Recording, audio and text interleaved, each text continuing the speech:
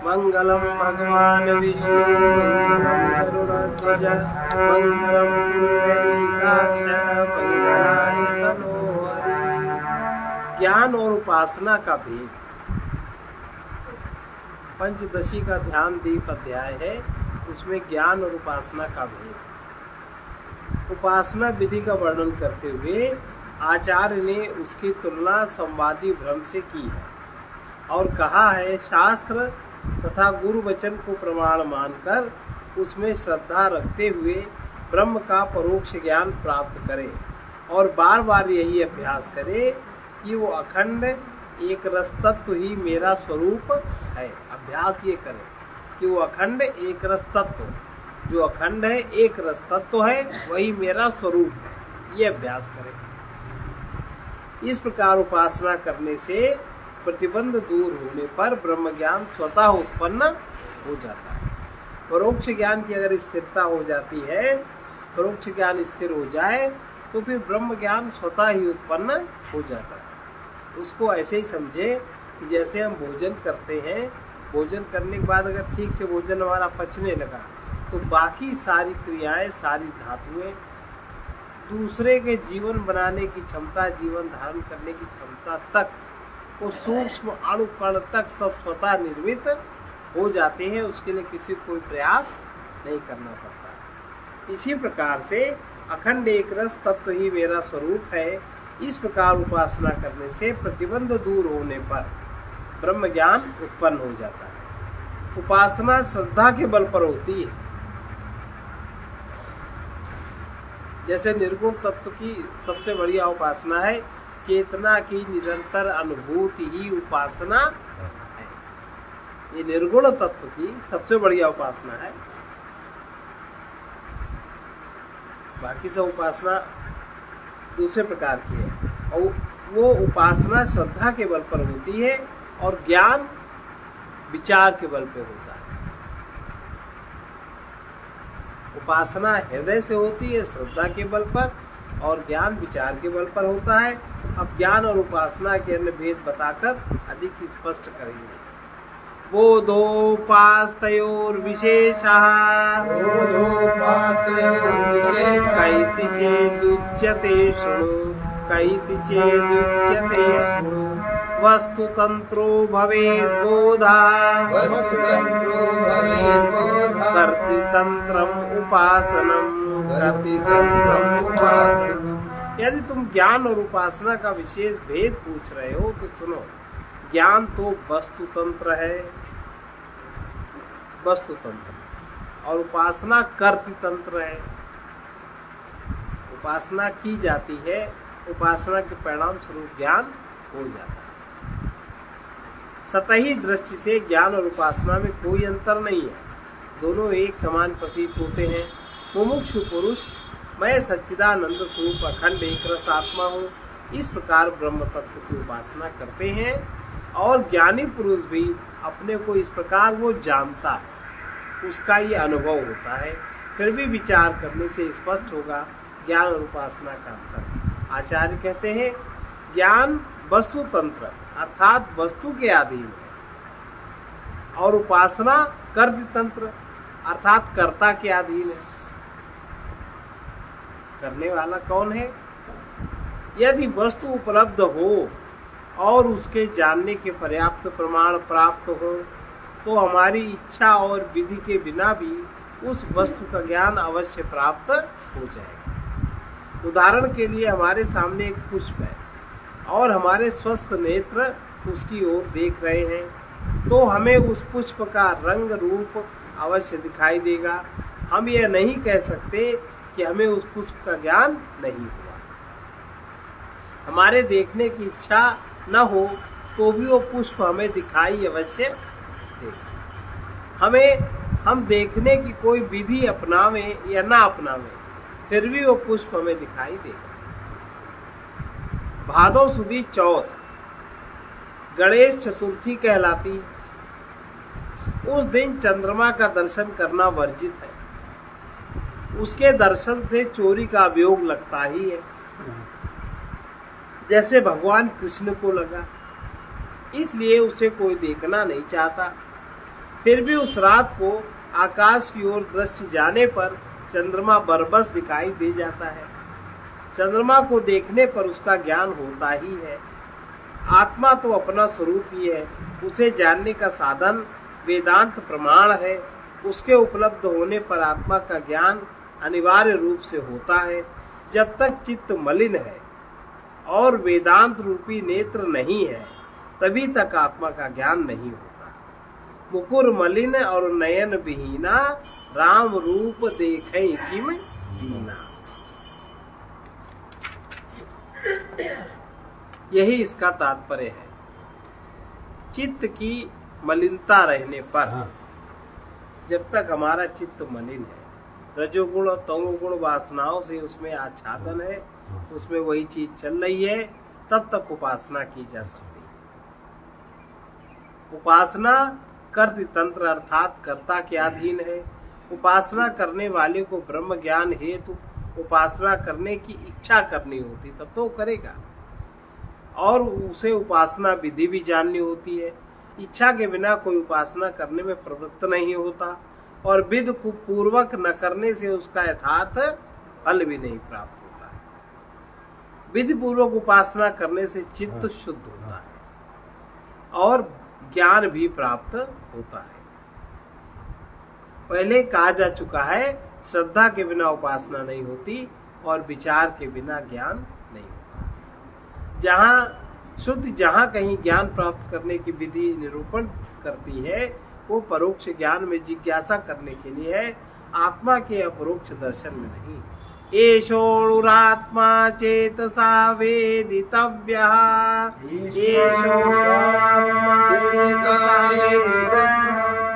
ये सूक्ष्म आत्मा चित्त से जानने योग्य है। इसका तात्पर्य यह है, आत्मा के अपरोक्ष ज्ञान का विधान बताना नहीं है। आत्मा को चित्त से जानने योग्य है, उसके लिए कोई विशेष विधान की जरूरत नहीं। उपासना के लिए विशेष विधान की जरूरत है, और उपासना के लिए एक विधान ये भी आता है। जैसे हम उपासना हमें करनी है, कर्त तंत्र के अधीन है। चित्त जब तक मलिन है तभी उपासना हो सकती है। जैसे जो व्यक्ति जिस शैया पर सोता है, जिस बिस्तर में सोता है, उसे में वो ध्यान लगा के बैठ करके ध्यान लगाना चाहता है, अपवित्रता है, नहीं होगा। क्योंकि सोने वाली जगह में, सोने में जब प्राणी जाता है सुषुप्त अवस्था में, स्वप्न अवस्था में, घोर तमोगुण का आच्छादन होता है, और वो तमोगुण उसके आसपास पूरे बिस्तर आदि में फैल जाता है। वो तो जड़ चीज है, फैल गई, उसमें वो परमाणु अणु चिपके रहे, और तुम उसमें नहा धो के बैठे हो, उपासना उसी में करोगे। तुमने उसका बिस्तर नहीं बदला तो क्या तुम्हारा चित्त साफ होएगा? उपासना हो सकती है। जो मन स्थिति स्वप्न को देख रही थी, जो मन स्थिति सुषुप्त अवस्था में गई थी, वही मन में छा जाएगा। इस बात को पकड़ नहीं होती। आजकल तो एक और भी फैशन है, वहीं सोएंगे, वहीं भोजन करेंगे, वहीं अन्य सब काम करेंगे, एक ही जगह। कहते इससे क्या होता है? कितनी भी वृत्तियां बदलती हैं एक जगह, और इससे क्या? तो ऐसा व्यक्ति या ऐसे आचरण वाले लोग उपासना नहीं कर सकते। उपासना में पवित्रता की अनिवार्यता बहुत जरूरी है। यह सूक्ष्म आत्मा चित्त से जानने योग्य है। इसका तात्पर्य आत्मा के अपरोक्ष ज्ञान का विधान बताना नहीं है। इसके द्वारा श्रुति मनुष्यों में आत्मज्ञान की जिज्ञासा उत्पन्न करती है। ये जिज्ञासा भी परोक्ष ज्ञान के विषय में होगी। विचारा जायते बोधो, अनिच्छायं न निर्वर्तयेत्, अनिच्छायं न निर्वर्तयेत्। स्वोत्पत्ति मात्रात् संसारे, स्वोत्पत्ति मात्रात् संसारे, दहत्यखिल सत्यताम, दहत्यखिल सत्यताम। ज्ञान विचार से उत्पन्न होता है, और अनिच्छा ज्ञान का निवारण नहीं कर सकती। आपकी इच्छा नहीं है कि ज्ञान न हो, ज्ञान होना है तो हो ही जाएगा। जैसे उदाहरण, जितने भी भक्त हुए हैं सब भक्ति की सबने, और भक्ति का परिणाम उनको क्या मिला? उनको प्रकट क्या हुआ? ज्ञान। सबने भक्ति की, उपासना की परमात्मा की, उनको क्या मिला? ज्ञान हुआ कि नहीं हुआ? और ज्ञान में उन्होंने कोई मेहनत नहीं की, इच्छा अनिच्छा का उसमें कोई भी प्रश्न नहीं है। उपासना अगर ठीक से हो गई तो ज्ञान अवश्य हो जाएगा। ज्ञान विचार से उत्पन्न होता है, अनिच्छा उसका निवारण नहीं कर सकती। ज्ञान के उत्पन्न होने मात्र से संसार की समग्रता, संसार की समग्र सत्यता जल कर नष्ट हो जाती है। ज्ञान होने के बाद आप जिस संसार को बड़ा सुखद मानते हो, आपका जो बनाया हुआ संसार है, आपका जो बनाया हुआ कल्पनाएं हैं, वो जलकर समग्र नष्ट हो जाती है। यथार्थ आपके सामने आ जाता है ज्ञान होने पर।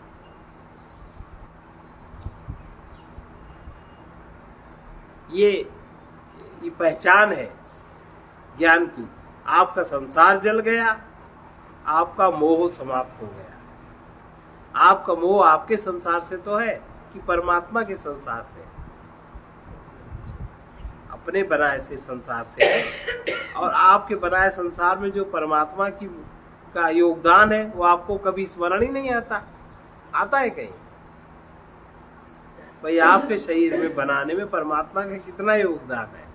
उसी नियम से तो बना, उसी नियम से चल रहा है, उसी नियम से स्थिर है, उसी नियम में रह के कभी परमात्मा की याद भी आती है?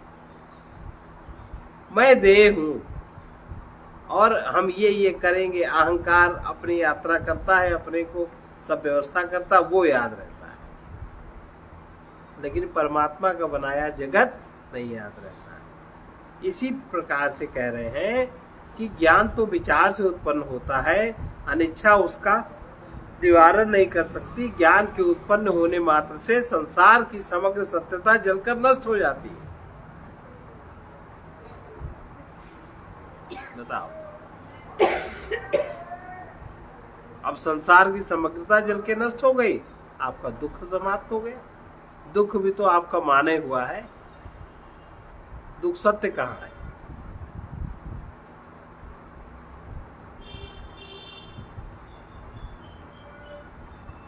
अब दो श्लोक में ज्ञान के हेतु फल आदि का वर्णन करते हैं, जिससे ज्ञान और उपासना का भेद स्पष्ट हो जाएगा। पीछे 31 और 32 श्लोकों में कहे आए हैं, विचार करने से ही आत्मा का परोक्ष ज्ञान होता है। जब तक ज्ञान का उदय ना हो तब तक विचार करते रहना चाहिए। यह विचार श्रुति अनुगामी होना चाहिए। यहाँ पुनः कहते हैं, विचार से आत्मा का परोक्ष ज्ञान उत्पन्न होता है। इसके उत्पन्न होने में अनिच्छा बाधक नहीं हो सकती। ज्ञान उत्पन्न होने के लिए प्रमाण की आवश्यकता है, इच्छा की नहीं। इसका विवेचन पिछले श्लोक की व्याख्या में हो गया है। इस श्लोक की दूसरी पंक्ति में ज्ञान उत्पन्न होने की पहचान बता रहे हैं कि ज्ञान जब उत्पन्न होगा तो आपके संसार की समग्रता, समग्र सत्यता जलकर नष्ट हो जाएगी। ये ज्ञान की पहचान है। उस पर ध्यान देना चाहिए। ज्ञान उत्पन्न होने मात्र से संसार की सत्य, अब जहां संसार कहा तो लगता है कि इसकी सत्यता, ये तो सारा कुछ परमात्मा का बनाया है। संसार होता है जो व्यक्ति का अहंकार बनाता है अपनी सुविधा के लिए। जो परमात्मा ने बनाया वो जगत है। परमात्मा के बनाए जगत में हर चीज में व्यवस्था है, और आपके बनाए हर चीज में व्यवस्था नहीं है। आपके विचार में है कि मेरा है, मेरा है तो मेरे अनुसार होना चाहिए, मेरे अनुसार चलना चाहिए। मान लो किसी के, आपके पुत्र का, पुत्री का कोई शरीर अगर शांत हो गया तो शरीर शांत हुआ परमात्मा के नियम से, विधान से। आप उसमें कितने कुतर्क करते हैं? करते हैं। उसकी अपनी एक व्यवस्था है ना? और उस परमात्मा की व्यवस्था को हम स्वीकार नहीं करते तो क्या हम आस्तिक हैं? परमात्मा का हम स्मरण नहीं करते तो क्या हम आस्तिक हैं? हम जो चाहते हैं वो मिल जाए तो बहुत अच्छा, हम जो चाहते हैं वो न मिले किसी कारण से, परमात्मा के विधान से, परमात्मा की कृपा से वो आपके लिए अहितकर है, उसमें भी हमें चैन नहीं। तो ज्ञान की पहचान है, ज्ञान उत्पन्न होने मात्र से संसार की सत्यता नष्ट हो जाती है। जिसको तुम सत्य मानते हो, तुम्हारा माना हुआ सत्य समाप्त हो जाता है। परमात्मा का बनाया हुआ सत्य ज्यों का त्यों रहता है। आपके मन का माना हुआ सत्य नष्ट हुआ, ज्ञान हुआ या ज्ञान नहीं हुआ, आपके मन की मानी हुई व्यवस्था नष्ट हुई। आपका मन कहाँ स्वीकार करता है? और आपका शरीर जो बना है सत्य, वो तो ज्यों का त्यों बना रहता है। मन चित्त की व्यवस्था भी ज्यों की त्यों बनी रहती है। केवल आपकी जो मान्यता का बिंदु है वो खड़बड़ कर देता है, भयानक खड़बड़ कर देता है। का दिमाग पागल कर दे, का नींद गायब हो जाए। मतलब कितना प्रेशर होता है ब्रेन पे, शरीर पे। किसी भी तरह अपनी अप्रियता, अहंकार की अप्रियता जीव स्वीकार नहीं कर पाता। ये कोई उसकी आस्तिकता है? और कहता है हम आस्तिक, हम परमात्मा को मानते हैं। नहीं, ये कितना बड़ा। तो अगर ज्ञान हो जाएगा तो संसार की सत्यता नष्ट हो जाएगी। ये बात ध्यान रखना। फिर आप अपने माने हुए सुख में रमण नहीं कर सकते। यथार्थ आनंद में तो रमण होगा, पर आपके माने हुए सुख में रमण नहीं हो सकता। ज्ञान उत्पन्न होने की पहचान यही है कि ज्ञान उत्पन्न होने मात्र से संसार की सत्यता नष्ट हो जाती है, जो संसार आपने बनाया। संसार स्वप्न के समान हमारे मन की कल्पना है। संसार स्वप्न के समान हमारे मन की तो कल्पना है, हमारा संसार। और जितने मन उतनी कल्पनाएं। संसार स्वप्न के समान हमारे मन की कल्पना है। अज्ञान की निद्रा में वो सदा सत्य प्रतीत होता है, अज्ञान की निद्रा में वही सत्य प्रतीत होता है, सत्य सत्य प्रतीत नहीं होता। ज्ञानोदय होने पर हम जानते हैं तो संसार विलीन हो जाता है। राग द्वेष आदि से संकुल संसार में पड़ा जीव भय, चिंता, अशांति, दुख, नाना प्रकार के दुखों से ग्रस्त रहता है। आत्मज्ञान के प्रकाश में वो संसार विलीन हो जाता है। अब आत्मज्ञान करना चाहोगे? जानो, आत्मज्ञान में व्यक्ति स्वस्थ हो जाता है, परस्त नहीं रहता। उसका आनंद, उसकी प्रसन्नता, उसका सुख परस्त नहीं रहता। नाना प्रकार के दुखों में पड़ा रहता है। आत्मज्ञान के प्रकाश में वो संसार विलीन हो जाता है। इस विषय में भगवान शंकराचार्य का यह श्लोक आत्मबोध का सदा स्मरणीय है। संसारा स्वप्न तुल्यो ही राग द्वेषादि संकुला, राग द्वेषादि संकुला स्वकाले सत्यवद भाति, प्रबोधे सत्य सद्भवेत्, प्रबोधे सत्य सद्भवेत्। राग द्वेष आदि से भरपूर ये संसार स्वप्न के समान है। अब बताओ, ये ज्ञानी महात्मा की बात हम लोग मान नहीं सकते? अगर मान ले तो दुख काहे को होए? और जो जितने स्तर तक मान लेता है वो उतने स्तर तक आनंदित हो जाता है। नहीं, प्रपंच उसका तिरोहित हो जाता है। राग द्वेष आदि से भरपूर यह संसार स्वप्न के समान है। जब तक यह है सत्य प्रतीत होता है। जब व्यक्ति जाग उठता है तो वो असत्य प्रतीत होने लगता है। आत्मज्ञान होने का यही फल है और यही उसकी पहचान भी है। ज्ञानी व्यक्ति का अविद्याजन्य संसार तिरोहित हो जाता है।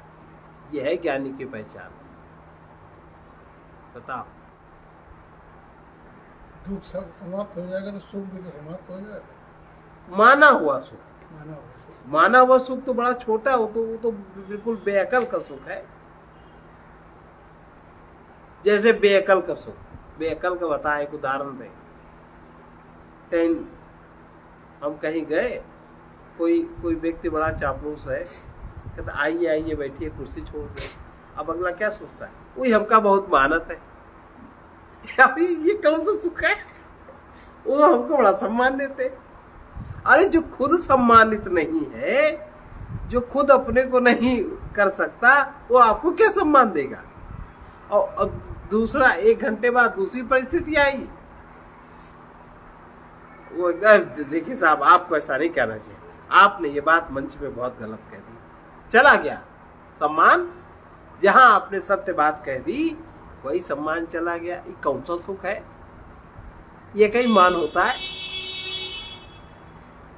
बोलिए, हमें तो बात बहुत जगह अनुभव आती है, तो इसलिए भैया हम दूर से चुप रहो। कोई बड़ा बहुत पैसे का लाके माला पहनाएगा, कोई बहुत करेगा, अरे हमने 500 रुपए का माला था, उन्होंने माला ही नहीं पहना, तो ये कौन सुनेगा। 500 माला हमने पहना और तुम्हारा अहंकार प्रसन्न हो रहा है। 500 रुपए की माला पहनने की जरूरत है तब तो पहने ना। अज्ञानी व्यक्तियों को वस्तु की उपयोगिता भी नहीं पता होती। धन है, धन का सदुपयोग नहीं पता है। धन से कबाड़ सामान तो ला के इकट्ठे करेंगे, अपने माने हुए संसार को सजा लेंगे, रख लेंगे, लेकिन उसी धन से अगर किसी का काम चलता है, तुम्हारे घर का नौकर का ही काम अगर उसी धन से चल जाए, बेचारा निकल आए दुखद परिस्थिति से, तो धन खर्च नहीं करते बनता है ना। तो ये कौन सा संसार है। आत्मज्ञान का फल यही है, उसकी अपनी यही पहचान है कि ज्ञानी व्यक्ति का अविद्याजन्य संसार तिरोहित हो। अविद्याजन्य, जो अविद्या में उसने संसार बनाया है, राग द्वेष वाला अविद्याजन्य संसार तिरोहित हो जाता है। तावता कृतकृत्यः सन् नित्य तृप्तिम उपागतः जीवन मुक्तिम अनुप्राप्य प्रारब्ध क्षयमीक्षते। उससे वो ज्ञानी व्यक्ति जिसको आत्मज्ञान हो जाता है। देखो, जब कहीं ज्ञान का शब्द आता है कि ज्ञान हो गया, माने उसको आत्मज्ञान हो गया। आत्मज्ञान से ज्यादा कोनो ज्ञान व्यान है नहीं। अब वो आत्मज्ञान में उसने जहां स्थिति उसकी बनी, वही उसकी परमात्मा में गति होने लगती, और फिर उस चीज को वर्णन नहीं कर सकता। आत्मज्ञान का तो वर्णन कोई भी कर देगा, लेकिन आत्मज्ञान से जो ऊपर की बात है उसका वर्णन वाणी से संभव नहीं। इतना ही तक कहा जा सकता है। वो ज्ञानी व्यक्ति कृतकृत्य होकर नित्य तृप्ति प्राप्त करता है, वो नित्य तृप्त रहता है, वो जीवन मुक्त हो जाता है, इसी शरीर में रहता है, और प्रारब्ध कर्म क्षीण होने की प्रतीक्षा करता है। और प्रारब्ध में जो है, भाई शरीर तो प्रारब्ध से बना, और जब तक प्रारब्ध के लिए शरीर बना है तब तक शरीर क्षीण नहीं होगा, है ना। तो जब तक शरीर रहेगा तब तक उसका प्रारब्ध कर्म भी साथ साथ चलेगा। प्रारब्ध में सुखद परिस्थिति भी है, दुखद परिस्थिति भी है, हर परिस्थिति होती है। और ज्ञानी, सामान्य अज्ञानी व्यक्ति देखेगा, ज्ञानी भी देखता है। फर्क यह है, वो नित्य तृप्त होता है। ज्ञानी को परेशान नहीं कोई कर सकता, और बाकी अज्ञानी जानते ही क्या क्या होता है। पहले से ही भय की कल्पना, कहीं ऐसा ना हो जाए, कहीं वैसा ना हो जाए, कहीं वैसा, कितने सारे कर्म बन जाते हैं। और होता हुआ तो कुछ नहीं, होता वही है जो पहले से तय है, उसकी व्यवस्था बुद्धि कर नहीं पाती, वो पता ही नहीं है। एक काल्पनिक भय में जीता है जीव। तो उससे ज्ञानी व्यक्ति कृतकृत्य होकर नित्य तृप्ति प्राप्त कर लेता है। वो जीवन मुक्त होकर प्रारब्ध कर्म क्षय की प्रतीक्षा करता है। तावता का अर्थ है संसार निवृत्त हो जाने पर, संसार से निवृत्त हो जाने पर नहीं, उससे संसार निवृत्त हो जाता है। बाबा अब इनके पास मेरी गुंजाइश नहीं है। संसार निवृत्त हो जाने पर आत्मज्ञानी पुरुष संसार की मिथ्या कल्पनाओं से छुटकारा पा जाता है। ये बहुत बड़ा काम हो जाता है। उसका मन चित्त बुद्धि सब हल्का हो जाता है। अब वो ऐसी आध्यात्मिक पूर्णता के स्तर पर पहुंच गया है जहां वो तृप्त और नित्य संतुष्ट हो जाता है। अब उसकी संतुष्टि के लिए आप कोई साधन करोगे तब वो संतुष्ट होगा, ऐसा नहीं है। वो संतुष्ट हो जाता है। उसे कुछ करना शेष नहीं रह गया, वो कृतकृत्य है। और उसे जो करना था उसने सब कर लिया। करने के लिए तभी तक खुश रहता है जब तक कोई कामना रहती है, चाह। किसी संत ने कहा है ना, चाह गई चिंता मिटी मनुआ बेपरवाह, जाको कछु नहीं चाहिए सोई साहस। ये आत्मज्ञानी के विषय में है। उपलब्धियां जब तक करने के लिए तभी तक खुश रहता है जब तक कोई कामना रहती है। उपलब्धियां 3 कोटि की है। उपलब्धि 3 कोटि की है। नंबर 1 भौतिक उपलब्धि, भौतिक रूप से किसी के पास भौतिक उपलब्धि बहुत है। कोई ब्राह्मण है, विशुद्ध ब्राह्मण है, बढ़िया। आज हम आ रहे थे कहीं से, एक ब्राह्मण देवता निकले, बड़े सुंदर, अरे बड़े सुंदर। उनका रूप रंग, थोड़ी सी कमर झुकी सी थी, बरबस हम उनसे बोल पड़े। सोचो जरा, उनके चेहरे की कांति, शांति, निर्मलता देख के उनसे बोल पड़े। हम कहा, पंडित जी कहाँ से आए, कहाँ जा रहे हैं? बातचीत करने का रास्ता निकाला। कहने, अरे बिटिया वहां मूल शांति थी, वो कराने आए थे मूल शांति की पूजा, और अब जा रहे हैं मंदिर, जो रथ वाला मंदिर है वो, उसमें हम ही तो रहते हैं, तुम बेचती तो हो सामान। हम कहा, आपको कैसे पता हमें बेचते? कहन वो आपके बताती कि दीदी क्या, तो दीदी तो वहीं का तो लोग जाना, और हमारे वहां से मंदिर 1.5 किलोमीटर है। हमने कहा अच्छा, हमने कहा हाँ। देखा, पर बस उनसे बोलने का मन कर गया। अब ऐसे व्यक्ति के पास भौतिक उपलब्धि नहीं है, है? भौतिक रूप से वो वहां से वहां तक पैदल आए, पैदल जाएंगे, आनंद से पूजा कराई, तो क्या उनके पास कुछ है ही नहीं? उपलब्धियां 3 प्रकार की है। एक भौतिक उपलब्धि, दूसरी चित्त शुद्धि की उपलब्धि। अगले व्यक्ति में चित्त शुद्धि की साधना हो रही है। 80 वर्ष के होंगे, 78-80 साल के, अपने कर्म से विरत नहीं है, प्रसन्न है, मस्त है, शांत है, तृप्त। उनको, उन पंडित जी को चाहे कोई बुला ले जाए, और को दे चाहे न दे, बड़े आनंद से जाएंगे, उसका वो कर्मकांड पूरा करा देंगे, और बढ़िया आचार्य है, ज्योतिषी भी बहुत अच्छे, और उनके चेहरे पे झलकता है। तो नंबर 1 उपलब्धि भौतिक उपलब्धि। महाराज जी क्या कहते हैं उपलब्धि के विषय में ही? महाराज जी की एक लाइन है, बड़ा आदमी उसी को कहिए किसी से जो कुछ न चाहता हो, वही है दाता जो लेने वालों को नित्य ही देते जा रहे हैं। उससे जो कोई जो कुछ चाहता है, किसी ने धन चाहा, किसी ने मान चाहा, किसी ने नाम चाहा, किसी ने भोग, जो जैसा उसके सामने आता है, जैसा जो चाहता है, उसकी चाह पूरी उनके द्वारा हो जाती है। ये है बड़ा आदमी का लक्षण। बड़ा आदमी का मतलब किसी से कुछ नहीं चाहता, लेकिन उससे सबको प्राप्त हो जाता है, जो व्यक्ति जो चाहता है। तो नंबर 1 उपलब्धि है भौतिक उपलब्धि, नंबर 2 उपलब्धि है चित्त शुद्धि की उपलब्धि, और तीसरी उपलब्धि क्या है? अमूल्य बेश कीमती आत्मज्ञान की उपलब्धि। अब इन तीनों में कौन श्रेष्ठ? किसकी सेवा पूजा करनी चाहिए? ये 3 उपलब्धियां हैं जगत में। आत्मज्ञान अंतिम उपलब्धि है, उसके बाद कुछ प्राप्त करना शेष नहीं रहता। ज्ञानी व्यक्ति अपने आप में पूर्णता अनुभव करता है, इसलिए वो तृप्त हो जाता है। आत्म तत्व नित्य वस्तु है, नित्य वस्तु है। इसलिए उसके प्राप्त होने पर तृप्ति नित्य रहती है, वो व्यक्ति पूर्ण हो जाता है। एक अद्वितीय सर्वव्यापक आत्मा को ही सर्वत्र देखने वाला पुरुष जीवन मुक्त कहलाता है। वो कर्म बंधन या संसार बंधन से छूट जाता है।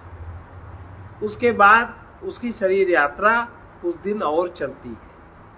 अच्छा, अगर किसी को ज्ञान हो जाए, अगर उसका शरीर तुरंत छूट जाए, देखो भगवान का विधान है, तो अन्य लोगों को मार्ग कैसे मिले? न मिले ना। जितने बेचारे अज्ञानी जीव हैं सब बड़े बिलबिलाए पड़े। भाई संत महात्मा ही तो मार्गदर्शन करते हैं समाज का। व्यक्ति का उद्धार कौन करता है? संत महात्मा माने आत्मज्ञानी, सीधी सी बात है, वही तो करते हैं। तो अगर उनका शरीर तुरंत गिर जाए तो वो अपनी बात बतावे कैसे? और बतावे ना तो लोगों में कैसे उनकी यात्रा बढ़े? इसलिए शरीर तुरंत ज्ञानी का नहीं गिरता।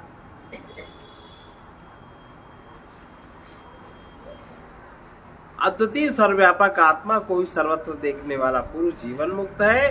वो कर्म बंधन से, संसार बंधन से छूट जाता है।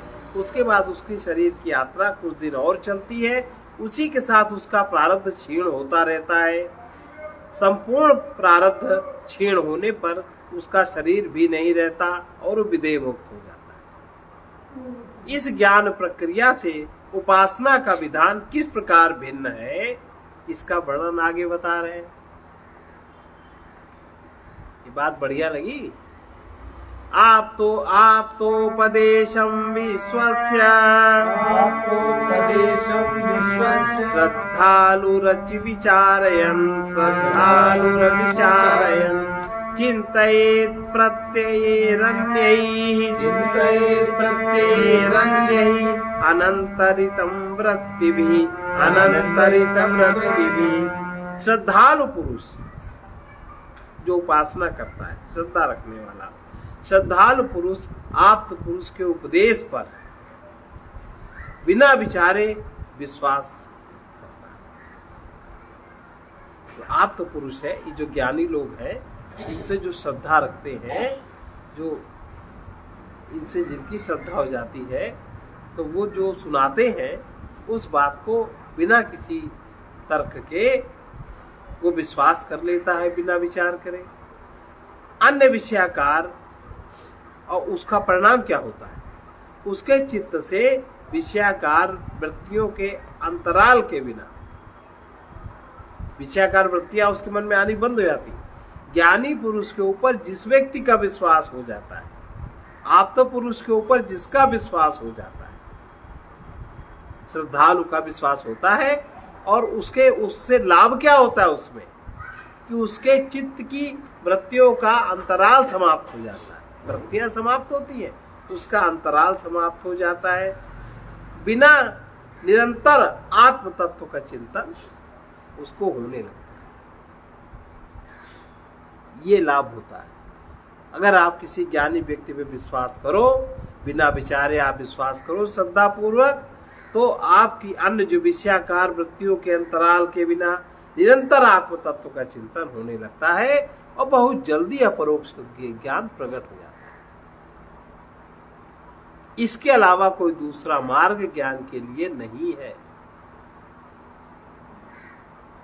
इसीलिए कहते हैं कि ज्ञान गुरु की कृपा के बिना नहीं होता। इसी बात को,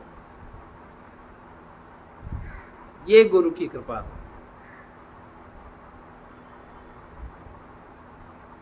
इसके लिए शिष्य का हृदय होना चाहिए ना। भोगी हृदय से काम नहीं बनता। फिर से इस बात पे बाबा ठीक है। देखिए, श्रद्धालु पुरुष, उसको श्रद्धा है, सात्विक श्रद्धा है, आप्त पुरुष के उपदेश पर बिना विचार किए विश्वास रखकर अन्य विषयाकार वृत्तियों के अंतराल बिना निरंतर आत्म तत्व का चिंतन होने लगता है उसके अंदर।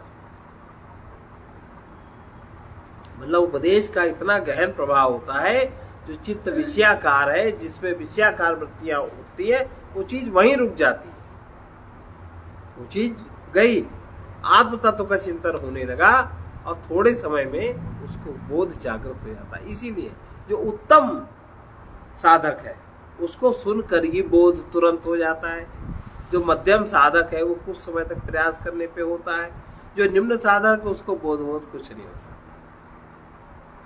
इसको कहते हैं गुरु कृपा पे विचार। उपासक विचार करने में समर्थ नहीं होता, किंतु वो श्रद्धालु हो सकता है। विचार सामान्य व्यक्ति क्या विचार करेगा, श्रद्धा उसको, वो श्रद्धालु हो सकता है। परमार्थ पथ पर सफलता पाने के लिए साधक विचारवान हो या श्रद्धालु हो,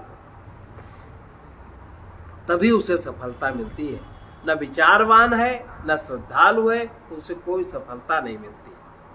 गीता के 3 अध्याय के 31वें 32वें में भगवान कहते हैं, जो पुरुष न विचार करता है और न श्रद्धावान है, उसको कहते भगवान सर्वज्ञान विमूढ़ास्तान विद्धि, सर्वज्ञान विमूढ़ास्तान विद्धि, नष्टान चेतसा नष्टान चेतसा। उन्हें सब प्रकार, जो सब प्रकार से विमूढ़ हैं, सब प्रकार से जो विमूढ़ है उन्हें नष्ट ही समझो। न जिनमें श्रद्धा है न जिनमें विश्वास है, भगवान कहते हैं वो तो पहले ही नष्ट है, उन्हें नष्ट ही समझो। श्रद्धालु पुरुष को चाहिए कि वो आप्त पुरुषों के उपदेश पर विश्वास करे।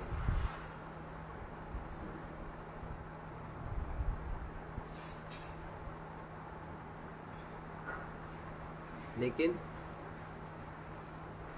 आप्त पुरुष कहाँ तुम्हें मिलेंगे? वो तो दूसरा आप्त पुरुष बता दे कि ये आप्त पुरुष है, कोई बताएगा तब तो। ऐसे वो जो आप्त पुरुष है तो आत्मज्ञानी अपने को प्रकट नहीं करेगा, अपने को कभी नहीं तो अपने को बचाएगा, वो तुम्हारे गृहस्थी झंझट नहीं पड़ने वाला। श्रद्धालु पुरुष को चाहिए कि वो आप्त पुरुषों के उपदेश पर विश्वास करे।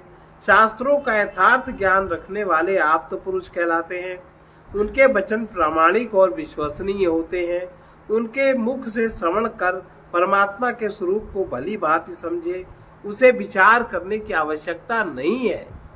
वो जो श्रद्धालु व्यक्ति जो सुन रहा है उसको बस वो मान ले, उतना ही काफी है। यह केवल परमात्मा का, वो केवल परमात्मा का चिंतन करे। वो जो सुन रहा है उसका थोड़ा चिंतन करे। चिंतन करते समय ब्रह्माकार वृत्ति का सतत प्रवाह होने लगता है। वो चीज आप्त पुरुष के प्रवचन से हो जाए। तैल धारावत उसी सजातीय वृत्ति का प्रवाह चले, बीच में विजाती विषयाकार वृत्तियां ना आवे। श्रद्धा का परिणाम होता है। स्मरण रहे, ज्ञानी विचार करता है और उपासक चिंतन करता है। जो उसने सुना उसका चिंतन करता है। यावच्चिन्त्य स्वरूपत्वाभिमानः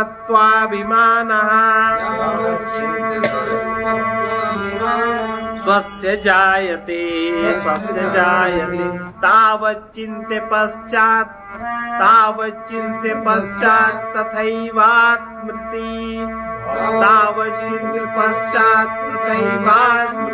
धारयेत् तथैवामृति धारयेत्। इस प्रकार जब तक चिंत स्वरूप के साथ जिसका चिंतन कर रहा है एकत्व का अभिमान न उत्पन्न हो, जब तक एकता का अभिमान उत्पन्न हो कि हाँ हम एक है, जो हमने सुना ये सत्य बात है, तब तक वो चिंतन करता रहे और उसके बाद मरण पर्यंत तक उसी भाव दशा को धारण किए रहे। ये उपासक की बात बता रहे।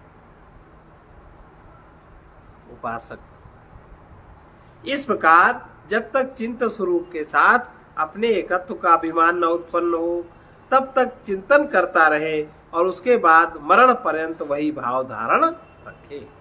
निरंतर उपासना करते रहने से उपासक उपास्य के साथ तादात्म्य कर लेता है। उसका देह भाव और जीव भाव उपासना करते करते समाप्त हो जाता है। वो परमात्मा को ही अपना स्वरूप और सत्ता अनुभव करने लगता है। इस अवस्था तक पहुंचने के लिए उपासक को चिंतन का अभ्यास करते रहना है। उसके बाद वो प्रयास पूर्वक चिंतन भले ही न करे, किंतु उसी भाव में सदा उसकी स्थिति हो जाती है। इस प्रकार हम देखते हैं उपासना की एक विधि है और उसका अभ्यास करने की इच्छा भी रखनी होती है। ज्ञान में अनिच्छा बाधक नहीं है, किंतु उपासना में अनिच्छा बाधक है। देखिए ब्रह्म सूत्र के 4थे अध्याय का 1 और 12वां। ब्रह्मचारी भिक्षमाणो युता संवर्ग विद्यया संवर्ग रूपतां चित्ते धारयित्वा भिक्षत संवर्ग विद्या से मुक्त एक ब्रह्मचारी, संवर्ग विद्या से मुक्त एक ब्रह्मचारी भिक्षा मांगता था। उसका चित्त संवर्ग रूपता धारण किए था और वो भिक्षा मांगता था। छांदोग्य उपनिषद के 4थे अध्याय के 3:1-8 में संवर्ग विद्या का वर्णन है। उसमें एक ब्रह्मचारी का उल्लेख है। वो संवर्ग की उपासना करते हुए उसी में तद्रूप हो गया। उसी प्रकार ब्रह्म की उपासना करने वाला ब्रह्म रूप हो जाता है, जो जिस रूप में उपासना करता है। अब संवर्ग विद्या क्या है? उपनिषद छांदोग्य उपनिषद में इसका वर्णन है। प्राण वायु संवर्ग कहलाता है। जो हमारे अंदर प्राण वायु है उसको संवर्ग कहते हैं। समष्टि प्राण वायु में, जो समष्टि प्राण वायु ये व्यष्टि प्राण वायु है, और समष्टि प्राण वायु में अग्नि, सूर्य, चंद्र, जल, इन चारों का लय हो जाता है। और व्यक्ति प्राण वायु में वाक, चक्षु, श्रोत और मन, व्यक्तिगत प्राण वायु में अपनी वाणी, अपने चक्षु, अपना श्रोत, कान और मन, इन चारों का लय हो जाता है। जो समष्टि है उसमें सूर्य, अब इसमें चंद्र, जल, इन चारों का लय हो जाता है। और व्यक्ति प्राण वायु में वाक, चक्षु, श्रोत और मन, इन चारों का लय हो जाता है। और वो जो ब्रह्मचारी था संवर्ग धारण कर लिया उसने, उसका मन सब लय हो गया। इसलिए प्राण वायु संवर्ग है। उसकी उपासना करने से उपासक प्राण से तादात्म्य कर अपने को प्राणमय अनुभव करने लगता है। ये साधना है। एक ब्रह्मचारी ने ऐसी उपासना की कि वो अपने को समष्टि प्राणवायु रूप देखने लगा। एक दिन वो भिक्षा मांगने अविप्रतारी नामक राजा के पास गया। उस समय वो राजा स्वयं भोजन करने बैठा था, इसलिए उसने ब्रह्मचारी को भिक्षा नहीं दी। ब्रह्मचारी ने राजा से कहा कि हे अविप्रतारिन, भुवनों के रक्षक कोई एक देव ने 4 महात्माओं अग्नि आदि को ग्रस लिया है। 4 महात्मा ऊपर जो भी नाम लिया, अग्नि आदि को ग्रस लिया है। मनुष्य अनेक प्रकार के निवास करते हुए उस एक देव को नहीं देखते जिसके लिए यह अन्न है, उसे ही अन्न नहीं दिया गया। वो उसमें है, उसने बताया कि मनुष्य अनेक प्रकार के निवास करते हुए उस एक देव को नहीं देखते जिसके लिए यह अन्न है, उसे ही अन्न नहीं दिया गया। अब भिक्षा उसको नहीं दी तो वो इस प्रकार कह रहा है। यह ब्रह्मचारी संवर्ग रूपता धारण किया था, तो अपने को उसको जैसा अनुभव हुआ वैसा उसने कह दिया। इसलिए उसने राजा को बताया कि प्राण के लिए ही सर्व प्राणी अन्न आदि को पाक करते हैं, बनाते प्राणों के लिए ही, तो वो प्राण मैं हूं, किंतु तुमने मुझे भिक्षा नहीं दी। यह तुम्हारे लिए उचित बात नहीं है। इस कथानक का स्मरण दिलाते हुए आचार्य कहते हैं, जैसे ब्रह्मचारी संवर्ग रूप प्राण से एकाकार होकर अपने को प्राण अनुभव करने लगा था, वैसे ही ब्रह्म की उपासना करने वाला उससे एकाकार होकर अपने को ब्रह्म रूप समझने लगता है। अब अगर वो कहीं महात्मा या ब्रह्मचारी किसी का भिक्षा करने जाए, मांगेगा भिक्षा ही और न दे उसको, तो कहेगा आपने ब्रह्म को भिक्षा नहीं दी। ब्रह्म रूप अनुभव कर रहा है, आपने नहीं दी भिक्षा ब्रह्म को। ब्रह्म की उपासना करने वाला उससे एकाकार होकर अपने को ब्रह्म रूप समझने लगता है। ऐसा होना शास्त्र सम्मत है, ऐसा होता है। व्यवहार में भी देखा जाता है कि जो मनुष्य किसी कारखाने या दफ्तर में काम करता है, उसके साथ उसका इतना तादात्म्य हो जाता है कि वो उसे अपना कारखाना या अपना दफ्तर कहने लगता है, जबकि उसका होता नहीं। आगे के श्लोकों में आचार्य ऐसे अनेक उदाहरण दे रहे हैं। पुरुषस्येच्छया कर्तुम् अकर्तुम् कुर्तुम् अन्यथा शक्योपास्त्यर्थो नित्यम् कुर्यात् प्रत्यय संस्तति। पुरुष अपनी इच्छा से उपासना करे, ना करने और अन्यथा करने में समर्थ है, अतः उसे प्रत्यय की संतति प्रवाह रूप उपासना सदा करनी चाहिए। जो प्रत्यय वो जो भाव धारण कर ले, वैसे उसको उपासना करनी चाहिए। उपासना कर्ता के अधीन है। कर्ता के सामने तीन विकल्प होते हैं कि वो कार्य करे, न करे अथवा किसी भिन्न प्रकार से करे। उपासना भी एक कर्म है, उसे कोई करना चाहे तो कर सकता है, न करना चाहे तो न करे। वो ऐसा भी कर सकता है कि एक प्रकार से उपासना न कर किसी दूसरे प्रकार से करे। इसलिए उपासना उपासक के अधीन है, उसे वो उपासना मरण पर्यंत करनी चाहिए। उपासना के लक्षण ज्ञान से भिन्न है। ज्ञान वस्तु तंत्र है, उपासना कर्तृ तंत्र है। ज्ञान विचार से होता है, उपासना चिंतन से होती है। अनिच्छा से ज्ञान बाधित नहीं होता, किंतु अनिच्छा से उपासना अन्यान्य हो सकती है।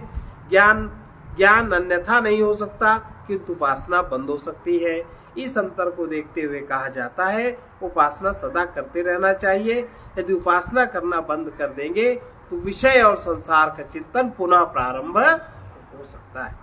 वेदाध्यायी प्रमत्तो अधीते स्वप्ने विवासिता जपिता तु जपत्येव तथा ध्यातापि वासयेत्। जैसे वेद का अध्ययन करने वाला पुरुष प्रमाद रहित होकर अध्ययन करता है, तो वैसी वासना बन जाने पर वो स्वप्न में भी वेद पाठ करने लगता है। ऐसा होता है कि नहीं? आप किसी मंत्र का ज्यादा जप करिए तो आप स्वप्न में भी करने लगते हो, आप सुषुप्त अवस्था में भी उसी में आप समाहित हो जाते हो। जप करने वाला तद्रूप वासना निर्मित होने पर स्वप्न में भी जप करता है, वैसे ही ब्रह्म की उपासना करने से तद्रूप वासना निर्मित हो जाती है।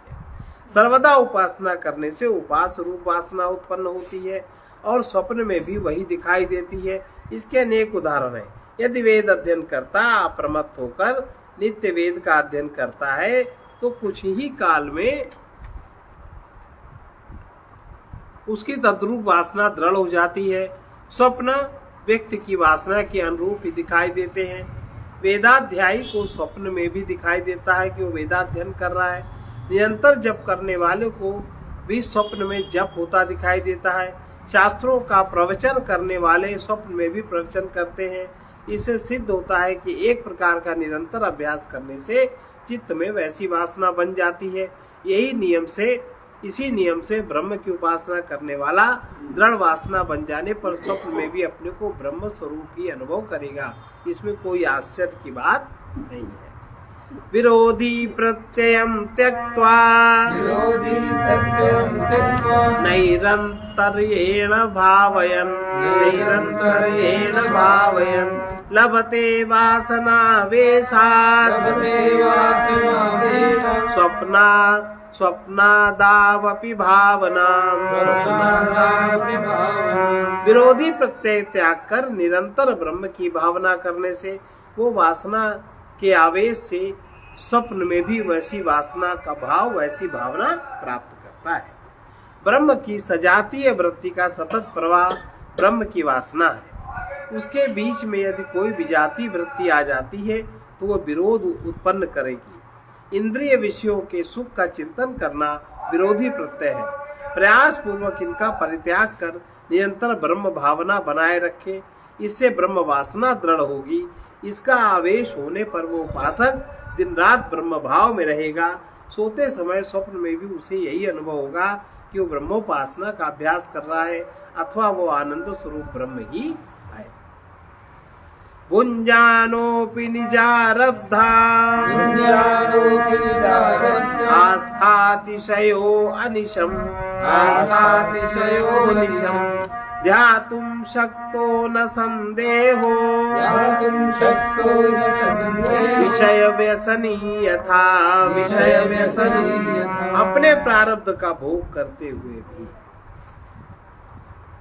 जैसे विषयी पुरुष विषयों का चिंतन करता है, प्रारब्ध भोग भी होता है, उसका चिंतन भी होता है। उपासक आस्था की अधिकता से दिन रात उपासना कर सकता है, इसमें कोई संदेह नहीं है। मनुष्य अपने प्रारब्ध से प्रेरित होकर विषयों की ओर आकृष्ट होता है और उनसे राग द्वेष रखता हुआ सुख दुख भोगता है। फिर भी यदि वो गुरु के मुख से श्रद्धा पूर्वक परमात्मा के विषय में श्रवण करे और उसमें आस्था अर्जित कर ले तो परमात्मा की उपासना निरंतर कर सकता है। विषयों की ओर से उसका ध्यान हट जाएगा और परमात्मा का चिंतन करने लगेगा। वस्तुतः मनुष्य विषयों को सुखदायी समझता है, इसलिए वो उनसे सुख पाने की कामना से उनका चिंतन करता है। यदि उसके चित्त में यह बैठ जाए कि विषय सुखदायी नहीं है वरन दुखदायी है, सुख का स्रोत एकमात्र परमात्मा है, तो निश्चय ही परमात्मा का सतत चिंतन करेगा। यदि ऐसा संभव न होता तो हमारे शास्त्र उपासना करने की शिक्षा ही क्यों देते। गीता में भगवान उपासना करने का ही आदेश देते हैं और उसको सतत रूप से करने का आग्रह करते हैं। अनन्याश्चिन्तयन्तो माम् ये जनाः पर्युपासते तेषां नित्याभियुक्तानां योगक्षेमं वहाम्यहम्।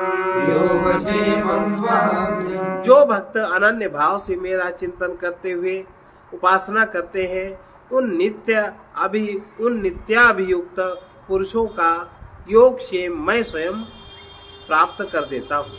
पर व्यसनिनी नारी व्यग्रापि गृह कर्मणि तदेवा संवादयत्यन्तः परसंगरसायनम्। पर पुरुष में आसक्ति हुई स्त्री गृह कार्य में व्यस्त रहते हुए भी मन में उस पर पुरुष का संग रूपी रसायन का स्वाद लेती रहती है। पर संगम स्वादयन्त्या अपिनो गृह कर्म तत कुंठी भवेदपि त्वे तदापात एनैव वर्तते।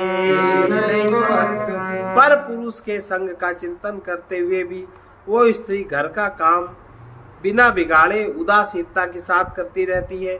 संसार में रहते हुए प्रारब्धानुसार विषयों का भोग करते हुए भी उपासक अपने आस्था के बल से उपासना कैसे करता है, इसका एक उदाहरण पर पुरुष गामिनी स्त्री का हो सकता है। वो अपने घर में झाड़ू लगाना, कपड़ा धोना, रसोई बनाना, बच्चों को खिलाने आदि के सारे काम करती है, किंतु वो सब कर्म करते हुए भी प्रिय पुरुष के संग का सुख स्मरण किया करती है। उसका चित्त उसी ओर लगा रहता है, उसका विस्मरण क्षण भर भी नहीं होता। इसी प्रकार उपासक व्यवहारिक कार्य करते हुए प्रारब्धवश विषयों का भोग करते हुए भी परमात्मा का चिंतन करने में तत्पर रहता है। वो परमात्मा को कभी नहीं भूलता। व्यभिचारिणी स्त्री निरंतर पर पुरुष का चिंतन करते हुए भी अपने घर के काम बिगड़ने नहीं देती, किंतु उन कामों में वो अधिक रुचि नहीं लेती, उन्हें उदासीनता के साथ करती है। हाथों से यंत्रवत कार्य करते हुए भी वो पर पुरुष के संग का स्मरण किया करती है। इसी प्रकार उपासक भी निरंतर परमात्मा का चिंतन करते हुए अपने व्यवहारिक कार्य उदासीनता के साथ कर सकता है, उन्हें अधिक बिगड़ने नहीं देता। परमात्मा के ध्यान में अधिक मग्न होने पर उसके संसारी काम उसी प्रकार स्वयं छूट जाते हैं जैसे कि गर्भवती स्त्री का गर्भ पूरा होने पर उसके गृह कार्य स्वतः बंद हो जाते हैं। गृह कृत्य व्यसनिनी यथा सम्यक करोति तत् सम्यक करोति पर व्यसनिनी तद्वन्न करोत्येव सर्वथा घर के काम में रुचि रखने वाली स्त्री जैसे वे काम भली भांति करती है वैसे पर पुरुष गामिनी स्त्री घर के काम सर्वथा सुचारू रूप से नहीं कर पाती। उसी प्रकार ध्यान में एक अनिष्ठ पुरुष भी लौकिक व्यवहार लेश मात्र करता है किंतु तत्ववेता पुरुष सभी लौकिक व्यवहार भली भांति करता है क्योंकि ज्ञान और लौकिक व्यवहार में उसके लिए कोई विरोध नहीं है। इन दो श्लोकों में पहला श्लोक दृष्टांत प्रस्तुत करता है। उसमें दो स्त्रियों के उदाहरण है, एक अव्यभिचारिणी है, दूसरी व्यभिचारिणी है। पहली स्त्री अपने घर का कार्य मन लगाकर करती है, उसमें उसकी रुचि और उत्साह है, उसका सब काम साफ सुथरा सुंदर होता है। दूसरी स्त्री का मन पर पुरुष में के रमण में लगा रहता है वो अपने घर का काम जैसे तैसे करती है, उसमें उसका मन नहीं लगता, उसे करना पड़ता है इसलिए करती है, उसके कार्य में सुंदरता नहीं होती। इस उदाहरण में हम उपासक की तुलना पर पुरुष गामिनी स्त्री से कर सकते हैं और ज्ञानी की तुलना सदाचारिणी स्त्री से कर सकते हैं। उपासक का मन परमात्मा में लगा रहता है, वो शरीर से अपना लोक व्यवहार चलाता है, उसे वो कार्यभार जैसा लगता है, उसे वो सुंदर ढंग से नहीं कर पाता। तत्ववेत्ता ज्ञानी की स्थिति इससे भिन्न है, वो अपना लोक व्यवहार सुचारू रूप से चलाता है, उसके सभी कार्य उत्कृष्ट और सुंदर होते हैं। उसकी तुलना अव्यभिचारिणी स्त्री से हो सकती है। ज्ञानी पुरुष लोक व्यवहार कुशलता से कैसे चला पाता है, इसका विचार आगे करते हैं। मायामयः प्रपंचोऽयम् आत्मा चैतन्य रूप दृक् आत्मा चैतन्य रूप दृक् इति बोधे विरोधा को लौकिक व्यवहारिणः यह दृष्ट संसार मायामय है और आत्मा चैतन्य रूप धारण किए है, ऐसा बोध जिसे प्राप्त है उसे लोक व्यवहार से क्या विरोध होगा। ज्ञानी पुरुष अपने आप को चेतन आत्मा और जगत के प्रपंच को मायामय समझता है। इस ज्ञान में दृढ़ता से स्थित पुरुष को लोक व्यवहार करने में कोई बाधा नहीं आती। वो जानता है जैसे कल्पित स्वप्न में कल्पित शरीर का व्यवहार हो सकता है, वैसे ही मायामय मिथ्या जगत में मायामय शरीर मन बुद्धि का व्यवहार होने में कोई कठिनाई नहीं होती। वो व्यवहार कार्य में आत्मा उस व्यवहार कार्य में आत्मा न कर्ता बनता है और न कर्मों में लिप्त होता है।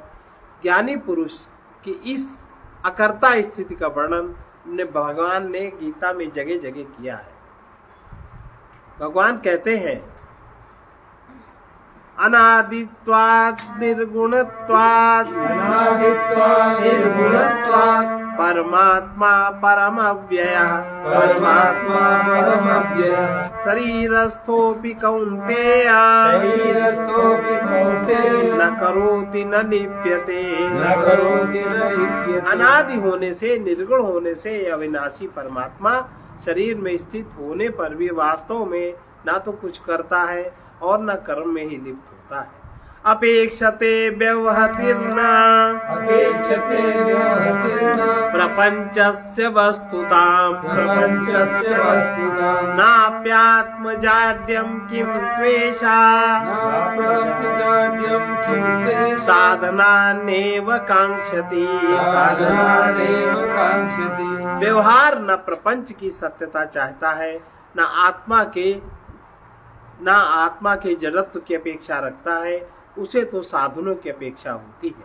ज्ञानी पुरुष अपने आप को निर्विकार चेतन तत्व जानता है और जगत को माया का मिथ्या प्रपंच मानता है। इस ज्ञान में रहते हुए भी माया के अंदर गुणों में बरत सकते हैं और इंद्रियां अपने विषयों से संपर्क कर सकती हैं। इस प्रकार व्यवहार होने में कोई कठिनाई नहीं है। व्यवहार संपन्न होने के लिए न जगत के सत्य होने की अपेक्षा है और न आत्मा के जड़ होने की। कर्म करने के लिए उसके साधन शरीर, कर्मेंद्रियां, ज्ञानेंद्रियां, मन आदि तथा भूमि भवन आदि की आवश्यकता होती है, वे चाहे स्वप्न के समान मिथ्या हो अथवा सत्य हो, उनसे कर्म एक समान संपादित होता है। मनोवाक्याय तद्बाह्या पदार्था साधनानि तान् तत्त्वविन्नोपमृदनाति व्यवहनोस्य नो कुतः मन, वाणी, शरीर और उनसे बाहर के पदार्थ साधन है। तत्ववेत्ता उन साधनों का उपमर्दन नहीं करता तो फिर भला व्यवहार क्यों न होगा। लोक व्यवहार करने के लिए दो प्रकार के साधनों की आवश्यकता होती है। एक तो कर्म करने वाले व्यक्ति का अपना व्यक्तित्व, जिसमें शरीर, इंद्रियां, मन, बुद्धि आदि आते हैं, और दूसरे बाह्य पदार्थ जिनके साथ व्यवहार होता है, जैसे वस्तु, व्यक्ति, पशु, भूमि, भवन आदि। उदाहरण के लिए किसी किसान को खेती करने के लिए अपना शरीर, मन, बुद्धि तो आवश्यक है ही, उसे भूमि, बैल, हल, बीज, पानी आदि भी चाहिए। लोक व्यवहार में जैसे अज्ञानी व्यक्ति ने सत्य समझकर प्रयोग में लाता है, वैसे ही ज्ञानी पुरुष उन्हें मिथ्या समझकर प्रयोग में ला सकता है। उन्हें मिथ्या समझने से व्यवहार में बाधा पड़ती है। ज्ञान उत्पन्न होने पर ज्ञानी का संसार तो नष्ट हो जाता है, किंतु जगत और उसके अंगभूत व्यवहार के साधन नष्ट नहीं होते, केवल मिथ्या प्रतीत होते हैं। वस्तु के मिथ्या होने में और नष्ट होने में अंतर है, इसलिए ज्ञानी व्यक्ति को व्यवहार करने में कोई बाधा नहीं होती। उपासक का तो अपना मन परमात्मा में लगाकर रखना होता है, इसलिए व्यवहार का एक साधन कार्य करते समय अनुपलब्ध होता है, किंतु ज्ञानी अपने आप को मन से पृथक समझने के कारण व्यवहार के अन्य साधनों के साथ मन को कार्य करने देता है। ये उपासना और ज्ञान का अंतर है।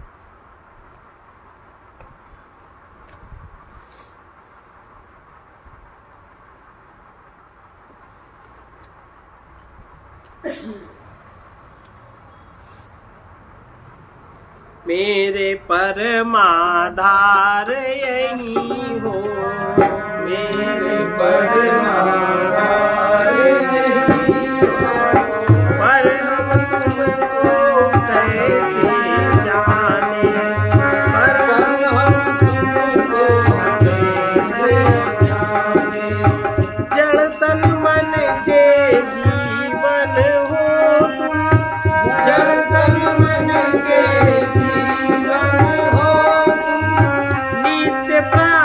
सत आनंद घन तुम, नित्य प्राप्त सत आनंद घन तुम, सर्व कला भंडार यही हो, सर्व कला भंडार यही हो, पर हम तुमको कैसे जाने, पर हम तुमको कैसे जाने। मेरे परमाधार यही हो, मेरे परमाधार यही हो, पर हम तुमको कैसे जाने, पर हम तुमको कैसे जाने।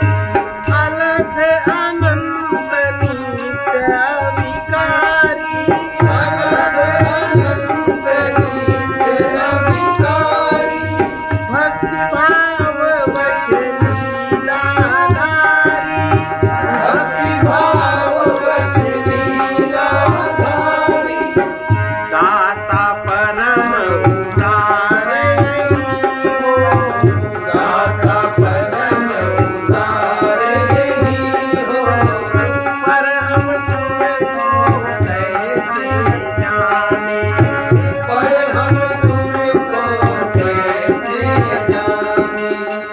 मेरे परमाधार यही, मेरे परमाधार यही हो, पर हम तुमको कैसे जाने, पर हम तुमको कैसे जाने। परम मधुर है